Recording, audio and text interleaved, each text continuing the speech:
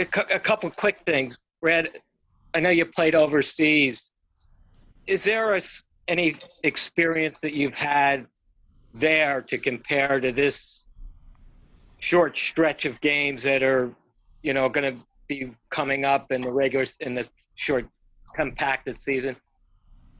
Yeah, I played a few games overseas where we couldn't have fans because of some violent things fans did in previous games. So they banned fans because some fans got in fights before, and also in high school, Yeah. I played a few Right. games with no fans because the team that was my rival the year before we played against each other in a championship game, and a big riot broke out after the game. So the next year we had to play with no fans. So in AAU basketball, it's very similar to this situation too. AAU basketball, so I mean, I guess once the ball jumps off, it feels normal. Yeah, I got you. What the riot? I mean, that sounds pretty deep. Yeah, it was pretty deep because I went to a Catholic high school at that, and we had played in a championship game. My team ended up losing on a buzzer beater, and I don't know what happened and how it expired, but next thing you know was a full out fight between student sections, and our penalty was no fans the next season. But then we wound up playing against each other in the championship again the next season, so they allowed fans to come to the championship game though.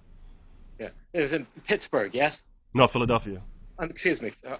Okay, pardon me. My bad. And the last thing, if I may follow up, Brandon, if I may, Go ahead. um, the asterisks. That we've heard about that. Is that something that? How do you guys look at that? Or you talk about that in the locker room, or what do you think? As far as what the Well, season? I mean, it's been said that this championship is there could be some of the guys have been saying it could be an asterisk after it. How do you feel about that? I mean, to me, a championship is a championship. I Yeah, mean, we all coming back. A lot of guys that wasn't healthy on other teams are healthy now. So, yeah, I mean, teams that had advantage before don't have it now. And I don't know. I don't see that. I see a championship as a championship, regardless yeah, of the situation. yeah. Thank you, All right. and thank you, Brandon. Abby Chin. Hi, Brad. Hey, how you doing? Good. How are you? Good, good. To follow up on what Bob asked, what kind of adjustment was it to play without fans when you were over in Europe? I mean, is it deafeningly quiet? What is it like being able to hear all of the calls and everything that's going on? It's self motivation in a way because it's like you don't have the fans to get you going on like a highlight play or something. So it's like you really have to be strong within the team, And I think we have a good team here, and I think we got a good bond. So I think that would be to our advantage. But it was definitely different. Couldn't get hype for certain plays as you usually get, or the energy was different in the crowd. It's your own energy you have to bring, and you're not always. We human. You're not always up to par to playing the game sometimes, and you need little things to get you going. And sometimes the fans help out with that, but here it's got to be your teammate. You got to lean on more. I was going to ask that. How unique is this group? We've talked about the dynamic in the locker room in the past, I think, but Right. Kemba spoke about it a little bit. Just how different is this group as far as chemistry, how close you guys are, and then kind of just a responsibility to each other that you guys do feel? It's very, very unique. We all cheer for each other. We all want each other to do well. Whether we play in the bulk minutes that night or somebody else, as you've seen throughout the season, we constantly cheering each other on or giving each other advice throughout the game. So that's special to have within the team. There's obviously it's egos on the team, but ours don't stand out as much because everybody want to see each other win and do well. So that's our advantage again. That's another advantage for us. We all want to see each other do well, regardless whether we're playing 10 minutes that game or 30 minutes. Thank you. Glad you're well. Thank you. Mark Murphy.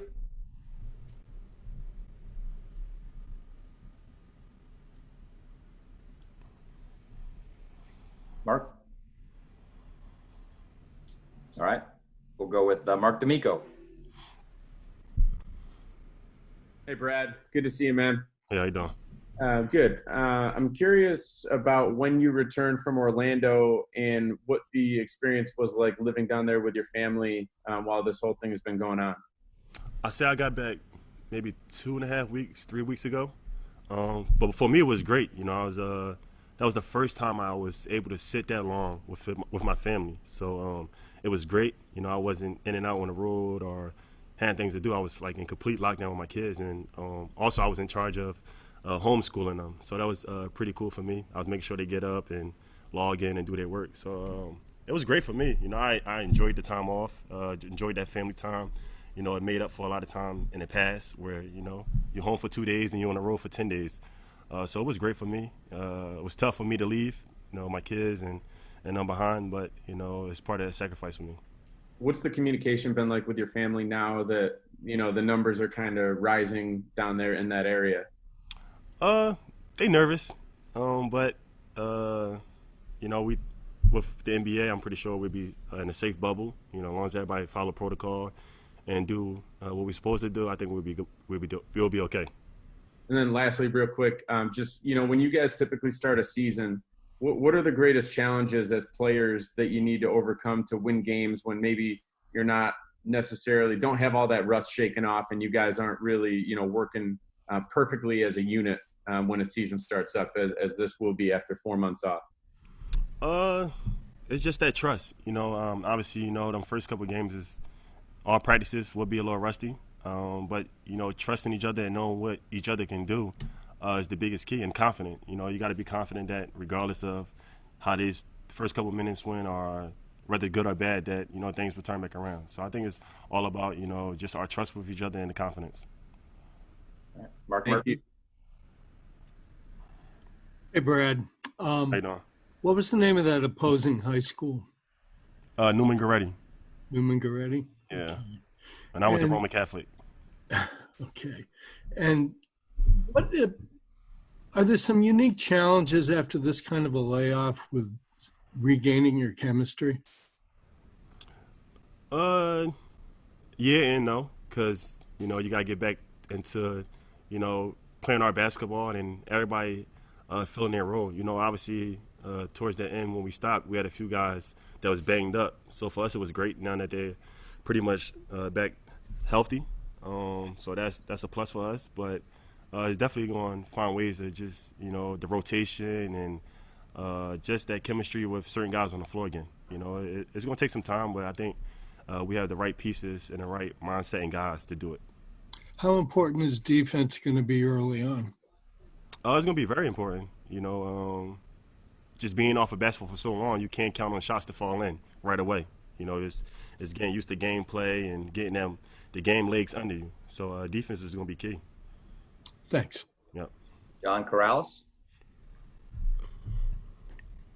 Hey, Brad. Hey, I know you guys on the bench always have to stay ready, but this restart seems to present an even bigger opportunity because there's the added element of somebody testing positive for COVID. Can you talk about like the mentality of you and other guys on the bench potentially playing a bigger role than most guys playing off the bench would in a normal playoff situation?